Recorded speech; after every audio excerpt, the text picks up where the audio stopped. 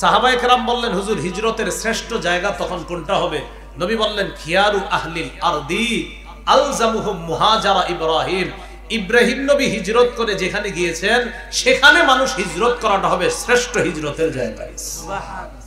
আর আমি আপনাদেরকে আগেও বলেছি, খ্রিস্টপূর্ব 1900 সনে ইব্রাহিম নবী হিজরত করে তার এলাকা থেকে ফিলিস্তিন গিয়েছিলেন, অথবা ফিলিস্তিনের আশেপাশে সিরিয়া বলতে পারেন।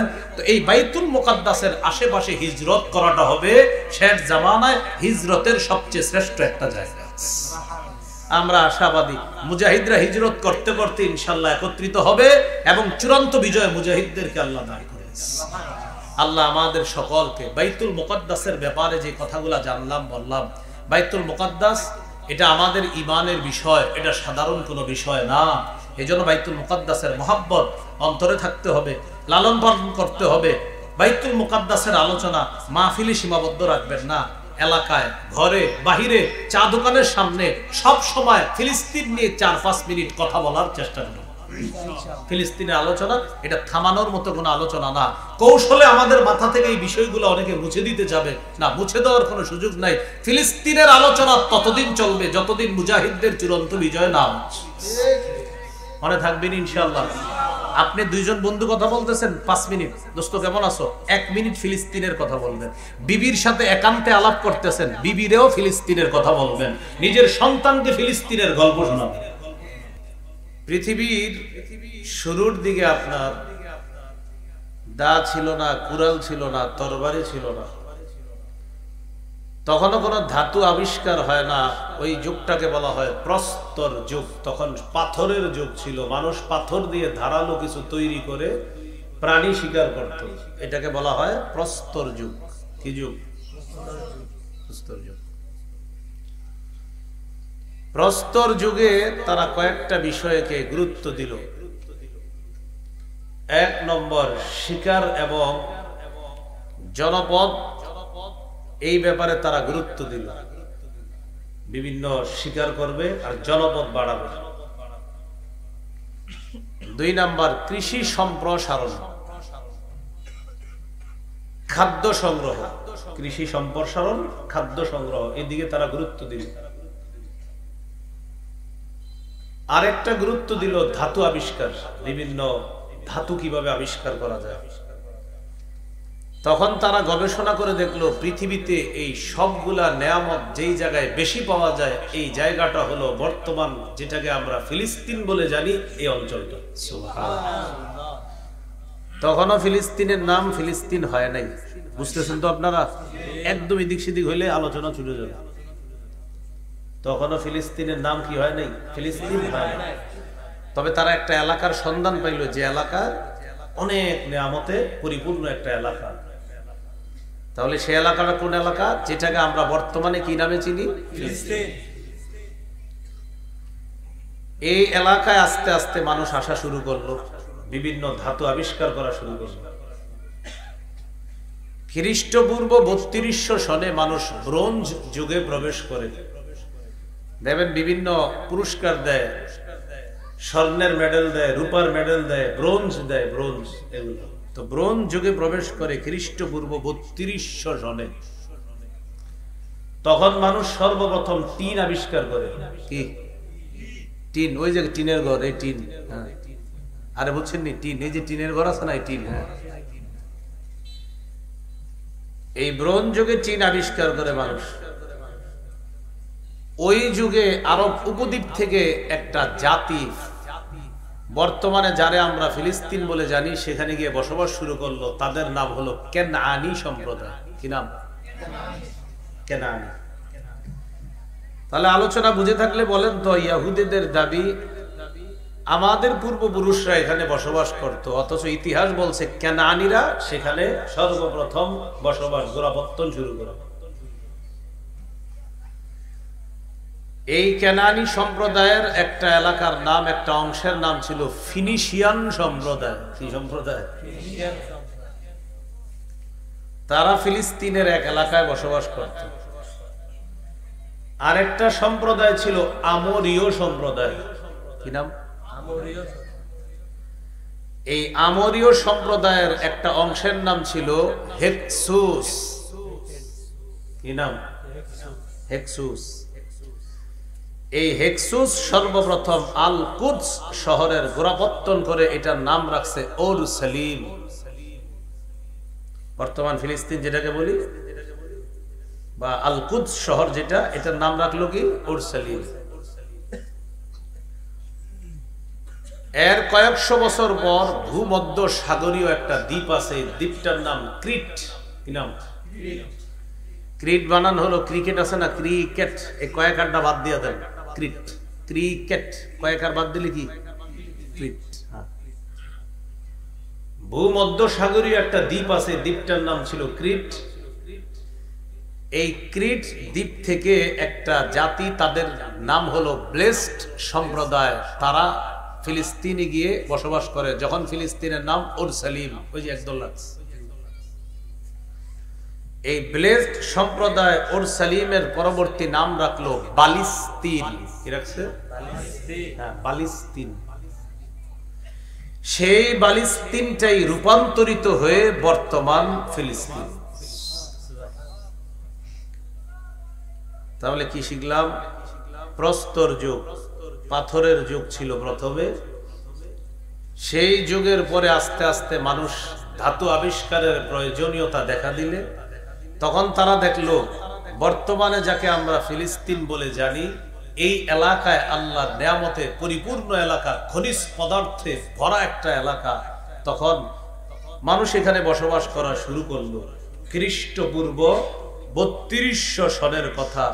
ব্রোঞ্জ যুগের সূচনা হয় তখন। সর্বপ্রথম তখনই টিন আবিষ্কার হয়। আরব উপদ্বীপ থেকে কেনানি নামে একটা সম্প্রদায় তৎকালীন ওই এলাকায় গিয়ে বসবাস শুরু করে, যেটাকে আমরা ফিলিস্তিন বলে জানি। তাদের একটা অংশের নাম ছিল ফিনিশিয়ান, আরেকটা অংশ ছিল আমরীয়, আমরীয়দের একটা অংশ ছিল হেক্সুস। হেক্সুসরা আল কুদস শহরের গোড়াপত্তন করে নাম রাখছে ওরসালিম। তার কয়েকশো বছর পর ক্রিট, ভূমধ্য সাগরীয় দ্বীপ ক্রিট থেকে ব্লেসড নামে একটা জাতি সেখানে যায়। যাওয়ার পর ওই ওরসালিম এলাকার নাম রাখলো তারা বালিস্তিন, যেটা বর্তমানে রূপান্তরিত হয়েছে ফিলিস্তিন। এই হলো ফিলিস্তিন। খ্রিস্টপূর্ব 1900 সনের কথা।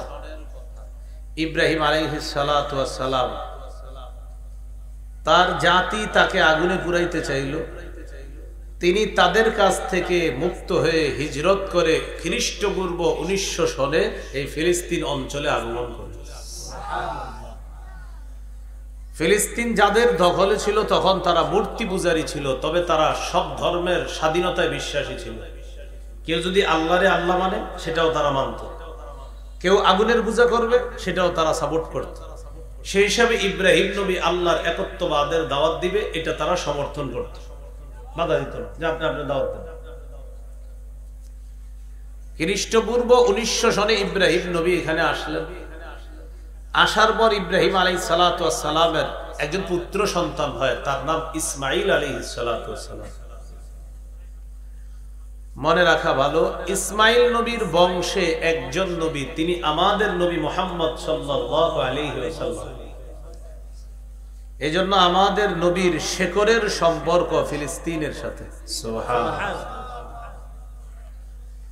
ইসমাইল নবীর 13 বছর পর ইব্রাহিম আলাইহিস সালাতু ওয়াস সালামের দ্বিতীয় পুত্র সন্তানের জন্ম হয়, নাম ইসহাক আলাইহিস সালাম। ইসমাইল আলাইহিস সালাতু ওয়াস সালামের 13 বছরের ছোট হলেন ইসহাক। ইসমাইল আলাইহিস সালামের আম্মা হলেন হাজেরা, ইসহাক আলাইহিস সালামের আম্মা হলেন সারা। ইব্রাহিম নবীর জীবদ্দশাতেই ইসহাক নবীর একজন সন্তান হয়, তার নাম ইয়াকুব।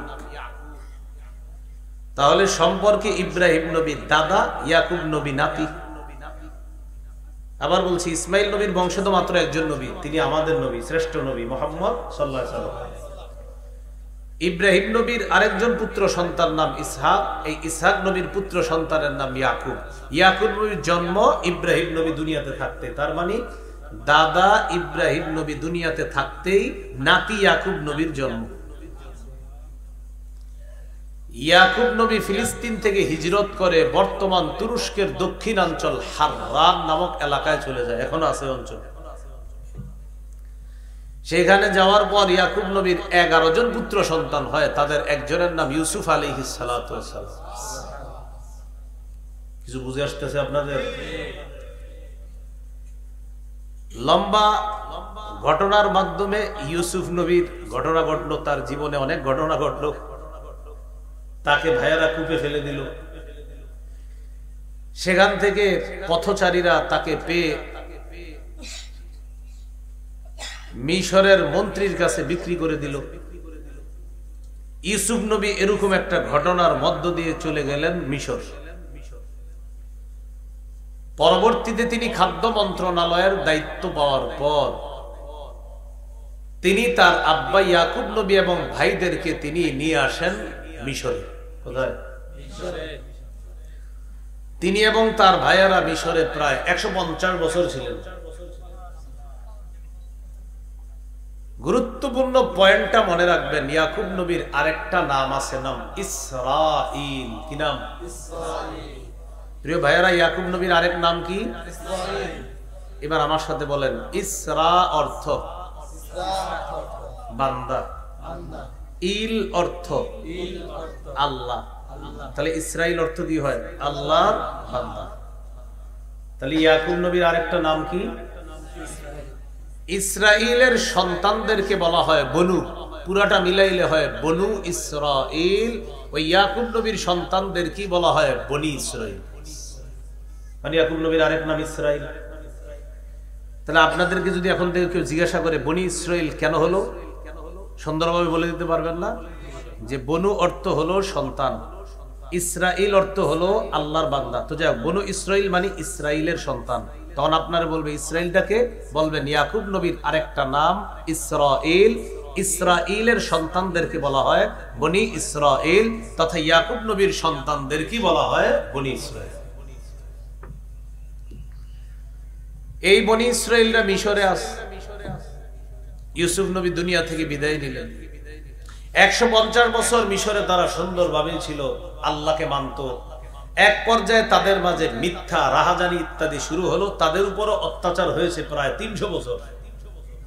কয় বছর? 300 বছর।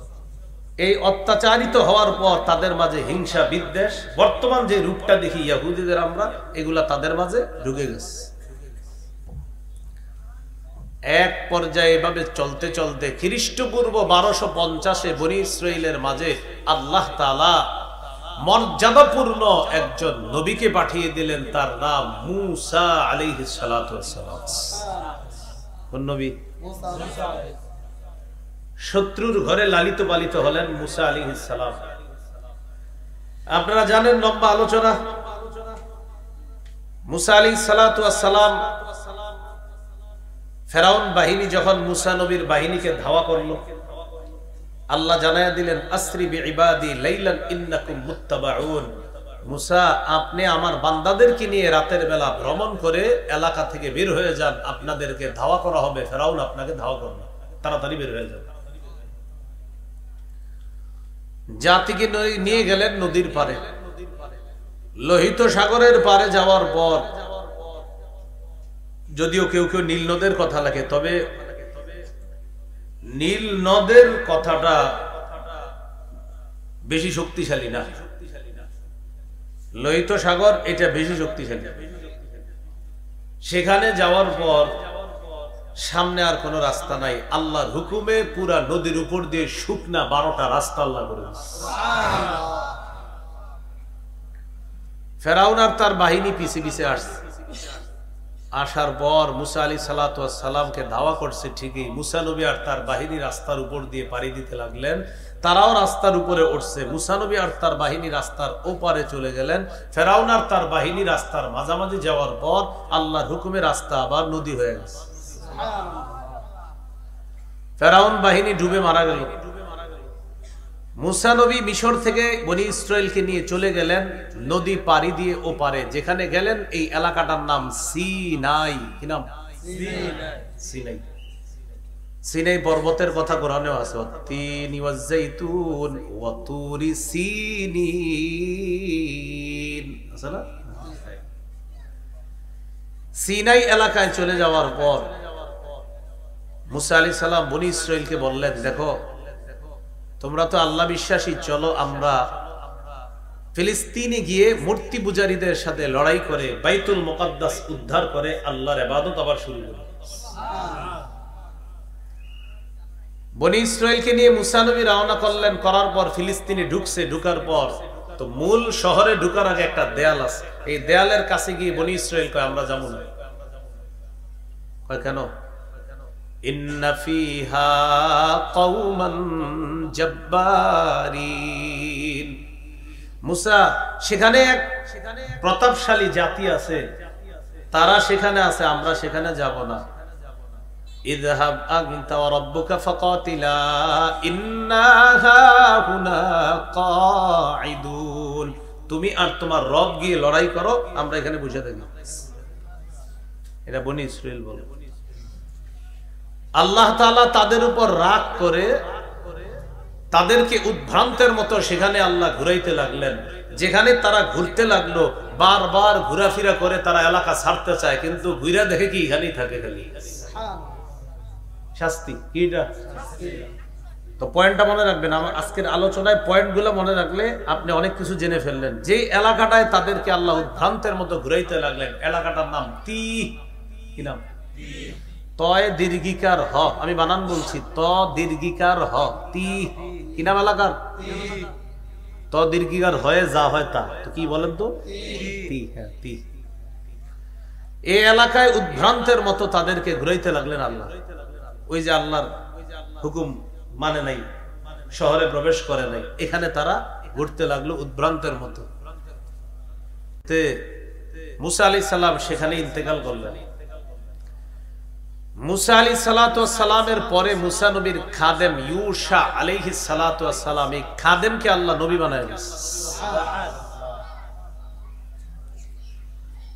ইউশা আলাইহিস সালাতু ওয়াস সালাম নবী হওয়ার পর বনি ইসরাইলের কিছু মুজাহিদদেরকে তিনি বুঝিয়ে শুনিয়ে রাজি করলেন বাইতুল মুকাদ্দাস উদ্ধার করার জন্য। কিছু জানবাজ মুজাহিদ তৈরি হয়ে গেল। ইউশা নবী ওই মুজাহিদদেরকে নিয়ে মূর্তি পূজারীদের বিরুদ্ধে লড়াই করে বাইতুল মুকাদ্দাস উদ্ধার করে আল্লাহ বিশ্বাসীদের দখলে চলে আসে। বুঝে থাকলে বলেন, বাইতুল মুকাদ্দাসে কোন নবী বনি ইসরাইলকে নিয়ে উদ্ধার করলেন? ইউশা। কোন নবী? ইউশা। ইউশা নবী কি করলেন? তখন বাইতুল মুকাদ্দাসকে কেন্দ্র বানায়া দেশ পরিচালনা শুরু করলেন।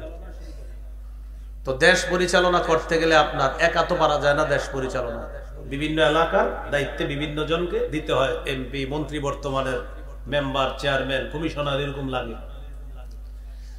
ওই যুগে ইউশা নবী কি করলেন? প্রত্যেকটা এলাকায় একজন একজন বিচারক নিয়োগ করে দিলেন। বিচারকের কাজ আমরা জানি শুধু বিচার করা, কিন্তু ওই যুগে বিচারক মানে হলো আপনি বিচারও করবেন, আপনি চেয়ারম্যানের কাজও করবেন, আপনার মেম্বারের কাজও করতে হবে, আপনি এমপি, মন্ত্রী সব দায় দায়িত্ব পালন করতে হবে একজনকে, তিনি বিচারক। পয়েন্ট। এজন্য ওই যুগটাকে বলা হয় বিচারকদের যুগ। কি বলা হয়? বিচারকদের, মানে বিচারকরা দেশ চালায়। তো বিচারকরা দেশ চালায়, এটা আবার ফিলিস্তিনের বাহিরে যে এলাকাগুলা এরা মানতে পারে না। ধর, এটা কোনো কথা নাকি যে বিচারকরা দেশ চালাবে? এদের কাজ বিচার করা, এরা দেশ চালাবে কেন? তখন তারা আশেপাশ থেকে বাইতুল মুকাদ্দাসের উপর আবার হামলা করা শুরু করছে। আল্লাহ বিশ্বাসী যারা, তারা হামলা প্রতিহত করতে করতে এক পর্যায়ে আসদুদি নামে একটা সম্প্রদায় বাইতুল মুকাদ্দাসের উপর হামলা চালিয়ে বাইতুল মুকাদ্দাস তারা দখল করে নিছে। আবার আল্লাহ বিশ্বাসীদের হাত থেকে বাইতুল মুকাদ্দাস ছুটে গেল। ইতিমধ্যে ইউশা নবী ইন্তেকাল করছে। ইউশা নবী যাদেরকে বিচারক নিযুক্ত করেছিলেন, বিচারকদের মাঝে একজন বিচারকের নাম হলো শামউইল। কি নাম? শামউইল। বলেন তো কি নাম? শামউইল। আমি আরবিটা বলছি, শিন, মিম, ওয়াও, ইয়া, লাম। শামউইল। কি নাম? বলেন তো ইউশা নবী যে বিচারকদেরকে বিচারক বানিয়েছিলেন তাদের মধ্যে অন্যতম একজন বিচারকের নাম কি? ওই শামউইল নামক বিচারককে পরবর্তীতে আল্লাহ নবী বানায় দিয়েছেন। তিনি হলেন শামউইল আলাইহিস সালাতু ওয়াস সালাম। শামউইল নবী বনি ইসরাইলকে আবার বুঝাইতে লাগলেন, চলো আমরা পুনরায় আবার বাইতুল মুকাদ্দাস উদ্ধার করে আবার আল্লাহর ইবাদত চালু করি। মূর্তি পূজারীদের থেকে আমরা, অগ্নি পূজকদের থেকে, মানে আল্লাহ বিশ্বাসী না যারা, তাদের থেকে বাইতুল মুকাদ্দাস আমরা চলো আবার উদ্ধার করি। বনি ইসরাইল বলল না। কেন? আল্লাহকে বলো আল্লাহ যেন আমাদের জন্য একজন বাদশাহ নিয়োগ করে দেয়, যে বাদশাহ আমাদেরকে নেতৃত্ব দিবে, তার অধীনে আমরা লড়াই করে আবার বাইতুল মুকাদ্দাস উদ্ধার করব। শামউইল নবী আল্লাহর কাছে দোয়া করলেন, আল্লাহ একজন বাদশাহ নিযুক্ত করে দেন। আল্লাহ নবীর দোয়া কবুল করে একজন বাদশাহ নিয়োগ করে দিলেন। ওই বাদশার নাম তালুত। কি নাম? তালুত। ত আলিফ লাম ওয়াও তা, তালুত। কি নাম? তালুত। তালুতকে বাদশাহ নিয়োগ করার পর বনি ইসরাইল শামউইল নবীকে বলল, আচ্ছা আমাদের বাদশাহ নিয়োগ কাকে করছেন? তো শামউইল নবী বলল, আল্লাহ তোমাদের জন্য তালুতকে বাদশাহ নিয়োগ করে দিয়েছেন। বনি ইসরাইল তখন বলল, আন্না ইয়াকুনু লাহুল মুলকু আলাইনা ওয়া নাহনু আহাক্কু বিল মুলকি মিনহু ওয়া লাম ইউতা সাআতাম মিনাল মাল। সে আমাদের উপর কিভাবে নেতৃত্ব দিবে? আর তার তো টাকা পয়সাও নাই। নেতৃত্বের যোগ্যতা আমাদের বেশি। এটা কারা বলল? বনি ইসরাইল। আমরাই নেতৃত্বের বেশি যোগ্য হকদার, আর তার তো টাকা পয়সাও নাই। কার? তালুতের। সে নেতৃত্ব দিবে কিভাবে? এখান থেকে বোঝা যায় নেতৃত্ব দিতে হলে টাকা পয়সা লাগে, এটা মনে করত অনেক পূর্বের যুগের মানুষরা, যেটা বর্তমান যুগের একদল মানুষও মনে করে যে নেতা হতে গেলে মনে হয় অনেক টাকা লাগে। যার কারণে মানুষ চা দোকানের সামনে বসে চা খায় আর অপেক্ষায় থাকে কে আইসা 500 দিবে। 500 দেওয়ার পর অপেক্ষা করে কে 1000 দিবে।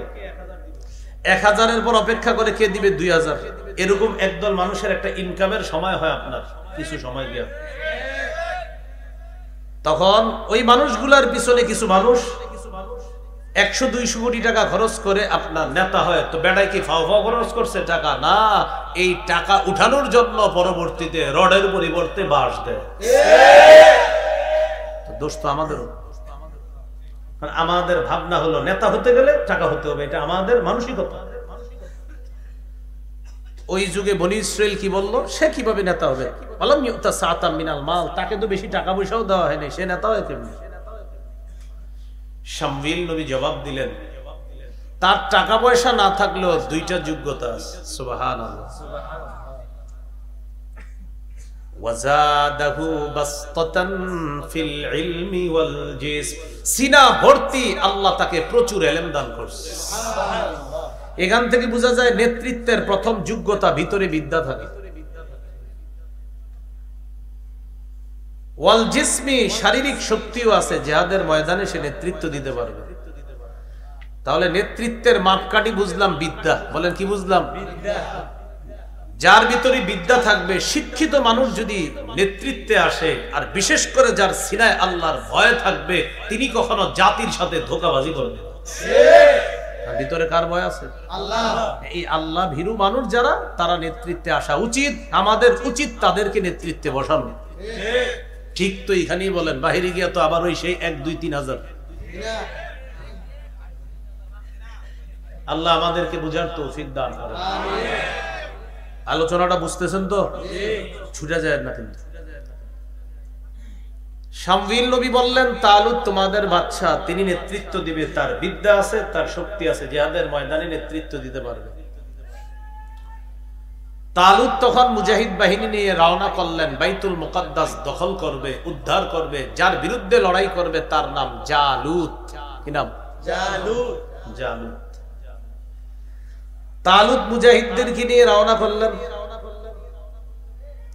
রওনা করার সময় তিনি পরীক্ষা করলেন, দেখি জিহাদের ময়দানে আমার সেনা বাহিনীতে যারা আছে তারা আমারে কতটুকু মানে আমি দেখি।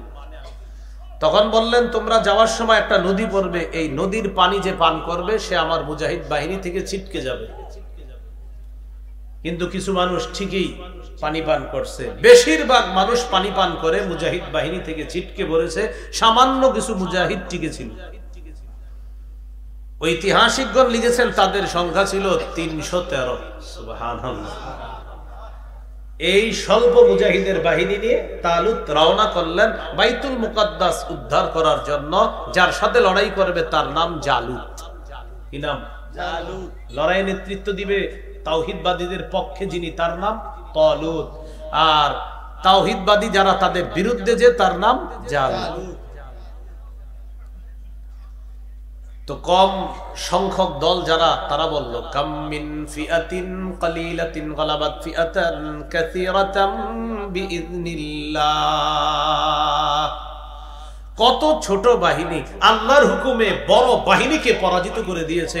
ইনশাআল্লাহ আল্লাহর সাহায্য থাকলে আজকে আমরা ছোট দল এই বড় দলকে হারিয়ে দিয়ে বাইতুল মুকাদ্দাস উদ্ধার করব ইনশাআল্লাহ। এরকম একটা ছোট্ট আল্লাহ ভীরু মুজাহিদের একটা দলের বড় প্রয়োজন দেখা দিয়েছে বর্তমানে। তো তারা রওনা করলো, গেল জালুতের বিরুদ্ধে লড়াই।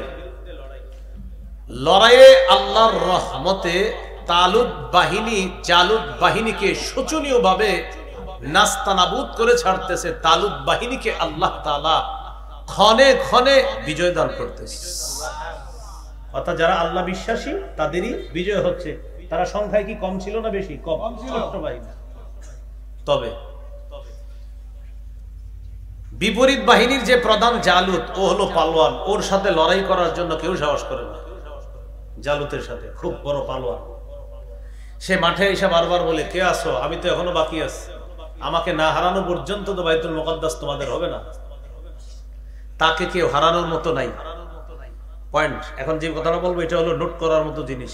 মুজাহিদ বাহিনীতে দাউদ নবীর দুই ভাই ছিল। সুবহানাল্লাহ। কোন নবী? দাউদ নবী। দাউদ নবীরা তিন ভাই। বড় দুই ভাই জিহাদের ময়দানে আছে, আর দাউদ নবীর বয়স তখন 16 বছর। তিনি বাবার সেবা করার জন্য বাড়িতে রয়ে গেছে। অসুস্থ বাবা। 16 বছরের সন্তান দাউদ নবীকে বললেন, দাউদ তুমি একটু যাও জিহাদের ময়দানে গিয়ে তোমার দুই ভাইয়ের খবর নিয়ে আসো তো, কি খবর? দাউদ নবী তার দুই ভাইকে তালাশ করতে এসে জানতে পারলেন জালুত বাহিনীর বিরুদ্ধে তালুত বাহিনী প্রায় জয় নিশ্চিত করে ফেলছে, শুধু একটু বাধা আছে। জালুতকে হারিয়ে দিতে পারলেই চূড়ান্ত ভাবে বিপরীত বাহিনী হেরে যাবে, আর বাইতুল মুকাদ্দাস আল্লাহ বিশ্বাসী যারা তাদের দখলে চলে আসবে। বাধা শুধু যেই ব্যক্তিটা, তার নাম জালুত। কিন্তু তালুত বাহিনীর কেউ যাচ্ছে না। এটা দাউদ নবী মাঠে আসলেন, আসার পর দেখলেন বয়স কত দাউদ নবীর? 16। তো দাউদ নবী বললেন, কি ব্যাপার? আমাদেরই তো অবস্থা ভালো, কিন্তু জয় হচ্ছে না কেন? তখন বলল, একজনকে এখনো হারানো যাচ্ছে না, তার নাম জালুত। সে প্রতিদিন আইসা বলে, কে আসো আসো আমার সাথে লড়াই করার জন্য, আমাদের থেকে কেউ সাহস করতেছে না। দাউদ নবী বললেন, আপনারা কেউ না যাইলে আমারে পাঠান। আপনারা কেউ না গেলে আমাকে পাঠান। মুজাহিদ বাহিনীর সবাই এবং যিনি নেতৃত্বে আছে তালুত বললেন, অসম্ভব, তুমি ছোট মানুষ, এখানে গিয়ে কি করবা? দাউদ নবী বললেন, একজন তো যেতেই হবে। হ্যাঁ, তো আপনারা যেহেতু কেউ যাচ্ছেন না, আমারে পাঠান, হয়তো শহীদ না হয় গাজী। এক পর্যায়ে দাউদ নবী বারবার বলাতে রাজি হয়ে গেছে। দাউদ নবী ছোট্ট একটা পাথর নিয়ে জালুতের সামনে যাইতেছে। জালুত পালোয়ানের মতো দাঁড়ায় রয়েছে, আর দেখতেছে ছোট্ট একটা মানুষ তার সামনে আসতেছে। জালুতের সামনে দাউদ নবী যাওয়ার পর আল্লাহর নাম নিয়ে পাথরটা জালুতের বরাবর মারছে। মাথায় আঘাত লাগার সাথে সাথে জালুত মাটিতে লুটিয়ে পড়ছে। দাউদ নবী গিয়ে জালুতকে চিরতরে দুনিয়া থেকে বিদায় করে আল্লাহ তাআলা 16 বছরের দাউদ নবীর হাতে সেই বীর পালোয়ান জালুতকে আল্লাহ হারায় দিয়েছে। সুবহানাল্লাহ। এখান থেকে কি শিখলাম? আল্লাহর সাহায্য আমাদের বড় দরকার। দলের বড় যেন আমাদেরকে অহংকারী না বানায়, মানে আমরা সংখ্যায় বেশি এই কথা যেন আমাদেরকে অহংকারী না বানায়, বরং আমরা সংখ্যায় কম হই বেশি হই, আমাদের মূল শক্তি আল্লাহ। এটা আমাদের মানতে হবে কলবে রাখতে হবে, ইয়াকিনে আনতে হবে যে আমাদের সংখ্যা ছোট বড় এটা মূল বিষয় না। আমাদের মূল বিষয় হলো আমরা প্রস্তুতি গ্রহণ করার পাশাপাশি আমাদের সবচেয়ে বেশি ভরসা থাকতে হবে যার কাছে, তিনি হলেন আল্লাহ। প্রস্তুতিও থাকতে হবে, প্রচুর প্রস্তুতি। এরপর আমরা বলবো ভাই তোমাদের প্রস্তুতি কেমন? তো জবাব হবে আমরা শতভাগ প্রস্তুত ইনশাআল্লাহ, তবে আমাদের রবের সাহায্য যদি থাকে ইনশাআল্লাহ আমাদেরকে হারানোর কেউ নেই। এটা হবে আমাদের মূল কথা। আমাদের প্রস্তুতি আছে, তাহলে তোমাদেরকে কেউ হারাতে পারবে না। আমাদের জবাব হবে না, আমাদের রবের সাহায্য থাকলে আমাদেরকে কেউ হারাতে পারবে না। এই কথা না। দাউদ আলাইহিস সালাতু ওয়াস সালামকে পরবর্তীতে আল্লাহ নবী বানাইলেন, পাশাপাশি আল্লাহ তাআলা দাউদ নবীকে রাজত্ব দান করলেন, একই সাথে নবী একই সাথে রাজা, সুবহানাল্লাহ, বাদশা। এজন্য মনে রাখবেন ইতিহাসের ব্যক্তি দাউদ নবী, যিনি নবী আবার যিনি বাদশাহ, আবার পাশাপাশি তিনি লোহা দিয়া বিভিন্ন যুদ্ধের পোশাক, লৌহ বর্ম বানিয়ে এগুলা তিনি বিক্রি করে তার পরিবারের জীবিকা নির্বাহ করেন। আল্লাহ তাআলা দাউদ নবীকে লোহাটা মোমের মতো নরম করে দিতেন যেন তিনি বিভিন্ন কিছু বানাইতে পারে। কোরআনে আছে আলাদনা লাহুল হাদিদ, আমি দাউদের জন্য হাদিদকে, লোহাকে একদম নরম বানায় দিই। সুবহানাল্লাহ। তাহলে বলেন তো এখন ফিলিস্তিন বাইতুল মুকাদ্দাসের নেতৃত্বে কোন নবী চলে আসলো? দাউদ নবী। একসাথে নবী আবার একসাথে বাদশা। 40 বছর শাসন করলেন। সুবহানাল্লাহ। তিনি চলে যাওয়ার পর তার সন্তান সুলাইমান নবী, তিনিও 40 বছর। বাবার ছেলে মিলে 40 দুগুণে কত হলো? 80 বছর। বনি ইসরাইল তথা তখনকার আল্লাহ বিশ্বাসী যারা, তারা সুন্দরভাবে বাইতুল মুকাদ্দাস আল্লাহ বিশ্বাসীদের দখলে রাখছে। পরবর্তীতে বনি ইসরাইলের মাঝে আবার হিংসা, বিদ্বেষ, রাহাজানি আবার শুরু হলো। যে রূপটা বর্তমান বনি ইসরাইল যারা, অর্থাৎ ইহুদি যারা, যাদের মাঝে আমরা দেখতেছি, এই রূপটা আবার তাদের মাঝে চলে আসে। তো এখন যারা ইহুদি তারা কিন্তু আপনার আমাদের মতো এক আল্লাহ বিশ্বাসী এমনটা না, আল্লাহর কথায় তারা পরিপূর্ণভাবে বিশ্বাসী এমন না। তারা তো কোরআনের বাণীকে মানে না, মুহাম্মদ সাল্লাল্লাহু আলাইহি সাল্লামকে শেষ নবী মানে না।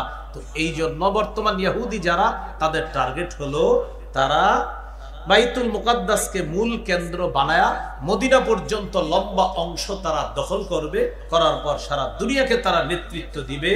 এটা তাদের হলো টার্গেট, যেটাকে বলেছিলাম আমি, আরবিতে বলা হয় সাইফোনিয়া, ইংরেজিতে এটাকে বলা হয় জায়োনিজম। এটা তাদের টার্গেট। আমাদের করণীয় কি? আমাদের করণীয় 1 নাম্বার দোয়া করা, 2 নাম্বার প্রতিবাদ করা, যেটা আজকে বিভিন্ন জায়গায় হয়েছে। 3 নাম্বার আরেকটা কাজ আমাদের আছে, সেটা হলো মুনাফিক রূপী মুসলিম শাসকদের বিরুদ্ধে প্রতিবাদ করা, যেন তারা তাদের এই মুনাফিকের খোলসটা খুলে ফিলিস্তিনের পক্ষে তারা কথা বলে। আমি আপনি কথা বললে যতটা কাজ হবে, একজন মুসলিম শাসক কথা বললে এর চেয়ে 1000 গুণ বেশি কাজ হবে। এরা কেন যেন অস্বাভাবিক কোন কারণে পুরা চুপ, নীরবতা পালন করতেছে, নীরব ভূমিকা পালন করে, আল্লাহ জানে কেন। এটা দেখবেন কিছুদিনের মধ্যে একটা অনুষ্ঠান হইতে পারে, আমার কেন জানি মনে হয় অনুষ্ঠানে বলবে আহা কাজটা ঠিক হয় না, এই হয় না, ওই হয় না, মানে শুধু শুধু একটা অনুষ্ঠান করবে আর কিছু সমবেদনা জানাবে। এই ইনশাআল্লাহ ফিলিস্তিন মুসলমানদের ছিল, আছে, থাকবে ইনশাআল্লাহ। কিছুদিন হয়তো অন্যরা এটাকে দখল করার চেষ্টা চালাবে, কিন্তু আল্লাহ কোরআনে বলেছে দুরিবাত আলাইহিমুদ্দিল্লাহ, ইহুদিদের ব্যাপারে আল্লাহ বলেছে লাঞ্ছনা তাদের জন্য অবধারিত, তারা সারা জীবন লাঞ্ছিত থাকবে। এই বর্তমানে তাদের কর্মের কারণে কি তাদেরকে ভালো বলতেছে? সারা পৃথিবী তাদেরকে অভিশাপ দিচ্ছে। এটা কেমন কাজ? পাখির মতো মানুষ মারতেছে। আল্লাহ আমাদেরকে বোঝার তৌফিক দান করেন। আলোচনা মনে আসেনি আপনাদের? কোরআনে বর্ণিত পবিত্র ভূমি ফিলিস্তিন। 2 নাম্বার কথা বলেছিলাম নবীদের স্মৃতি বিজড়িত স্থান ফিলিস্তিন। 3 নাম্বার কোরআনে বর্ণিত বরকতপূর্ণ জায়গা ফিলিস্তিন। এই হলো 3 নাম্বার কথা। এখান থেকে আমরা মাঝখানে অনেকগুলো আলোচনা শুনেছি। 4 নাম্বার কথা, পৃথিবীর প্রাচীনতম দ্বিতীয় মসজিদ বাইতুল মুকাদ্দাস। সুবহানাল্লাহ।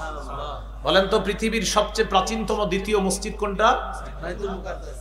সহিহ বুখারীর বর্ণনা 3366 নম্বর হাদিস।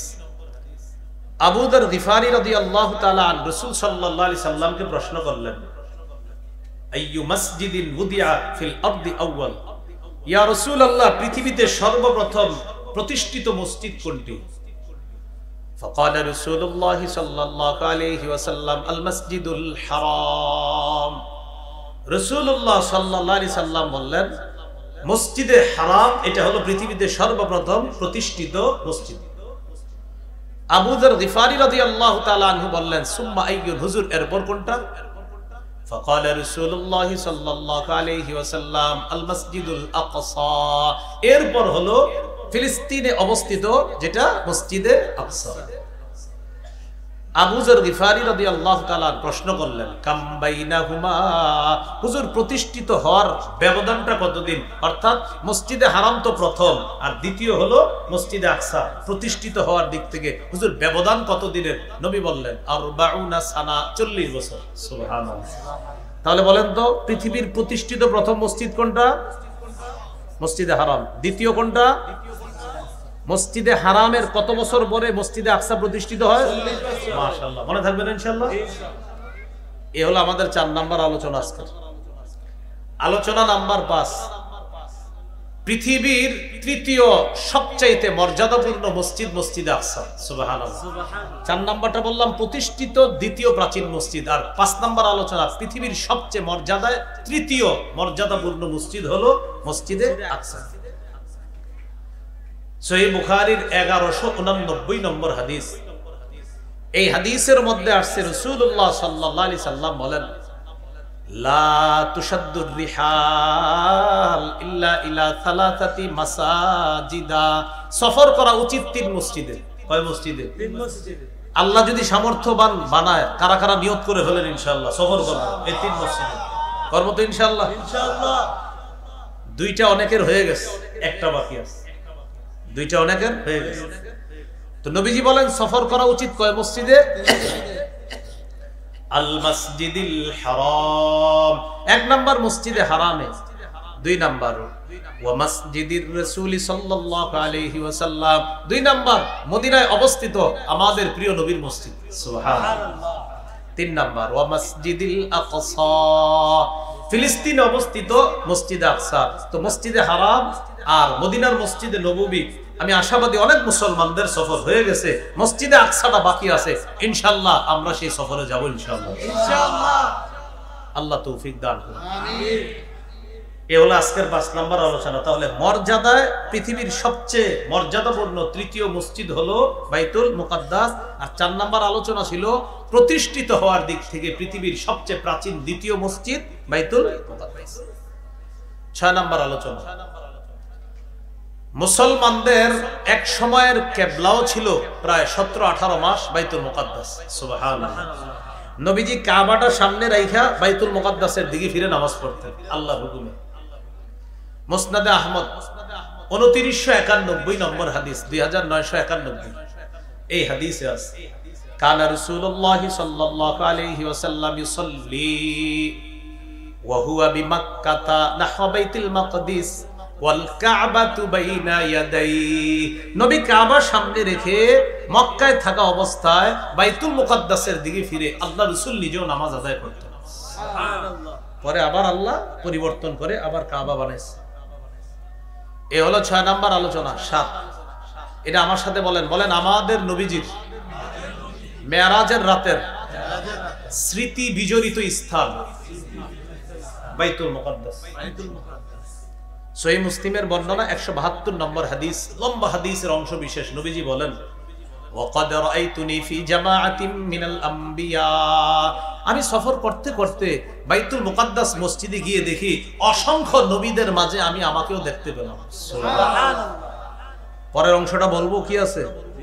নবীজি বলেন ফাইদা মুসা কাইমুন ইউসাল্লি, হঠাৎ দেখি মুসা নবী দাঁড়ায় নামাজ পড়তেছে। সুবহানাল্লাহ। ফাইদা রাজুলুন দারবুন, দেখি কি মুসা নবী ছিপছিপে পাতলা লম্বা একজন মানুষ। সুবহানাল্লাহ। মুসা নবী ছিপছিপে পাতলা লম্বা, মাথার চুলগুলা একটু কোকড়ানো, কান্নাহু মিন রিজালি শানুআ, শানুআ বংশের মানুষগুলা যেমন মুসা নবীর এমন মনে হলো। দেখি উনি নামাজ পড়তেছে। জানো কি হলো? ইদা ঈসা কাইমুন ইউসাল্লি, হঠাৎ দেখি ঈসা নবীও নামাজ পড়তেছে। আকরাবুন নাসি বিহি শাবহা উরওয়া ইবনে মাসউদ আত-তাকাফি। আমার সাহাবী উরওয়া ইবনে মাসউদ দেখতে যেমন ঈসা নবীর প্রায় তেমন মনে হলো। সুবহানাল্লাহ। মানে ঈসা নবীর সাথে সাদৃশ্যপূর্ণ আমার সাহাবী উরওয়া ইবনে মাসউদ। তাহলে পয়েন্ট, এই জায়গাটা পয়েন্ট। ঈসা নবীর মতো দেখতে কোন সাহাবীকে দেখা যাইতো? উরওয়া ইবনে মাসউদ। আল্লাহ জানে মনে থাকবে না। আমাদের নবী মেরাজের রাতে ঈসা নবীকে যখন দেখলেন কোন সাহাবীর মতো অনেকটা মনে হয়েছে? উরওয়া ইবনে মাসউদ আত-তাকাফি পুরা নাম। ওয়া ইযা ইব্রাহিমু কাইমুন ইউসাল্লি, হঠাৎ দেখি ইব্রাহিম নবী নামাজ পড়তেছে। সুবহানাল্লাহ। আশবাহুন নাসি বিহি সাহিবাকুম ইয়ানি নাফসা, ইব্রাহিম নবীরে দেখতে অনেকটা তোমাদের এই সাথী মানে আমি নবী মুহাম্মদ সাল্লাল্লাহু আলাইহি সাল্লামের মতো মনে হলো। সুবহানাল্লাহ। ইব্রাহিম নবী অনেকটা আমার মতো, প্রায় আমার মতো দেখতে।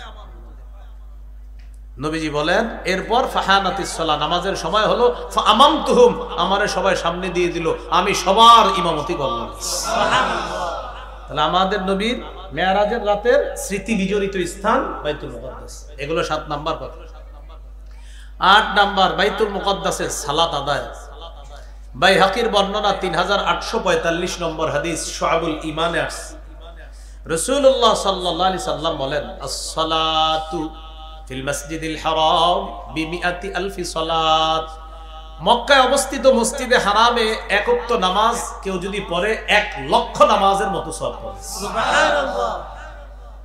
ওয়াস সালাতু ফি মসজিদি বিআলফি সালাত, আমার এই মসজিদে নববীতে কেউ যদি 1 ওয়াক্ত নামাজ পড়ে আল্লাহ তাকে 1000 নামাজের সওয়াব দান করবে। সুবহানাল্লাহ। والصلاة في المسجد بيت المقدس ب500 صلاة, কেউ যদি ফিলিস্তিনে অবস্থিত বাইতুল মুকাদ্দাসে 1 নামাজ পড়ে আল্লাহ তাকে 500 নামাজের সওয়াব দান করবে। সুবহানাল্লাহ।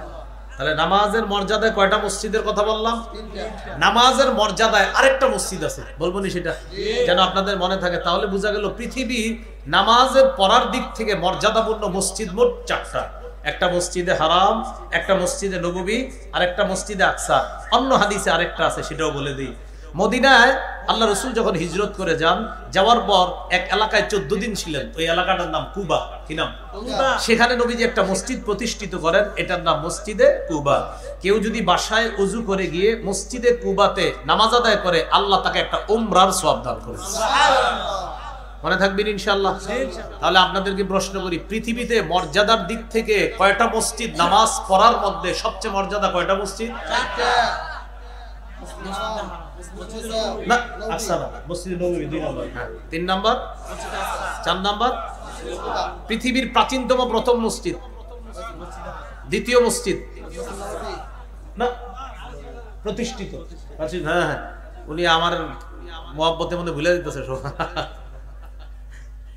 প্রাচীনতম প্রতিষ্ঠিত প্রথম মসজিদ, দ্বিতীয় মসজিদ, ব্যবধান কত বছর? 40 বছর। নামাজ পড়ার দিক থেকে সবচাইতে মর্যাদাপূর্ণ হারাম। 2 নাম্বার মসজিদ নববী, 3 নাম্বার আকসা, 4 নাম্বার কুবা। এই তো, আল্লাহ আমাদেরকে মনে রাখার তৌফিক দান করুন। এইগুলো 8 নাম্বার আলোচনা। 9 নাম্বার আলোচনা, বাইতুল মুকাদ্দাসে যারা জিয়ারত করতে যাবে, ঈসা নবী সুলাইমান নবী তাদের জন্য দোয়া করছে আল্লাহ যেন তাদেরকে নবজাতক শিশুর মতো নিষ্পাপ বানায় দেয়। সুবহানাল্লাহ। নাসাইর বর্ণনা 692 নম্বর হাদিস, লাম্মা ফারাগা সুলাইমান ইবনে দাউদ মিন বিনাই বাইতুল মাকদিস, সুলাইমান নবী যখন বাইতুল মুকাদ্দাসটা নির্মাণ করার কাজটা সমাপ্ত করলেন, নির্মাণ মানে সুলাইমান নবী পুনর্নির্মাণ করছে, পুনর্নির্মাণ। তো যখন সমাপ্ত করলেন আল্লাহর কাছে 3টা দোয়া করলেন, সাআলাল্লাহ সালাসা, 3টা দোয়া। 1 নাম্বার হুকমান ইউসাদিফু হুকমা, 1 নাম্বার বললেন আল্লাহ আমার এমন যোগ্যতা দেন আমি যে বিচারটা করব এটা যেন ঠিক আপনার বিচারের মতোই সঠিক হয়। সুবহানাল্লাহ। 2 নাম্বার ওয়া মুলকান লা ইয়ামবাগি লি আহাদিম মিন বাদি, আল্লাহ আমারে এমন রাজত্ব দেন যে রাজত্ব আমার পরে দুনিয়ার আর কাউকে দিবেন না। আমাদের নবী বলেন 3 নাম্বার দোয়াটা করছে, আল্লাহ ইয়াতিয়া হাদাল মাসজিদা আহাদুন লা ইউরিদু ইল্লা সালাতা ফি খারাজা মিন যুনুবিহি কায়াউমিন ওয়ালাদাতহু উম্মুহু। 3 নাম্বার দোয়া, আল্লাহ আমি যে মসজিদে আকসাটা আবার পুনরায় নির্মাণ করলাম, এখানে কোনো বান্দা যখন আসবে, যদি নামাজের নিয়তে আসে, আসার পর যদি নামাজ পড়ে এখান থেকে বের হয়, আল্লাহ নবজাতক শিশুর মতো তাকে নিষ্পাপ বানায় নেবেন। আমাদের নবী বলেন সুলাইমান নবীর দুইটা দোয়া তো সুলাইমান নবীর জীবদ্দশায় আল্লাহ কবুল করে ফেলেছেন। 3 নাম্বার দোয়ার ব্যাপারে নবী বলেন আমি আশাবাদী 3 নাম্বার দোয়াটাও আল্লাহ কবুল করে ফেলেছেন। এই হলো আজকের 9 নাম্বার আলোচনা। বাইতুল মুকাদ্দাসের আশেপাশটা হবে হিজরত করার জন্য শ্রেষ্ঠ একটা জায়গা। সুবহানাল্লাহ। আবু দাউদের বর্ণনা, রাসূলুল্লাহ সাল্লাল্লাহু আলাইহি সাল্লাম বলেন সাতাকুনু হিজরাতুন বাদা হিজরা, মদিনায় যে হিজরত করলাম আমরা, এটার পরে আরেকটা হিজরত হবে দুনিয়াতে। ওই যুগের হিজরত যখন হবে, সাহাবায়ে কেরাম বললেন হুজুর হিজরতের শ্রেষ্ঠ জায়গা তখন কোনটা হবে? নবী বললেন খিয়ারু আহলিল আরদি আলজামুহুম মুহাজারা ইব্রাহিম, ইব্রাহিম নবী হিজরত করে যেখানে গিয়েছেন সেখানে মানুষ হিজরত করাটা হবে শ্রেষ্ঠ হিজরতের জায়গা। আর আমি আপনাদেরকে আগেও বলেছি খ্রিস্টপূর্ব 1900 সনে ইব্রাহিম নবী হিজরত করে তার এলাকা থেকে ফিলিস্তিন গিয়েছিলেন, অথবা ফিলিস্তিনের আশেপাশে সিরিয়া বলতে পারেন। তো এই বাইতুল মুকাদ্দাসের আশেপাশে হিজরত করাটা হবে শেষ জামানায় হিজরতের সবচেয়ে শ্রেষ্ঠ একটা জায়গা।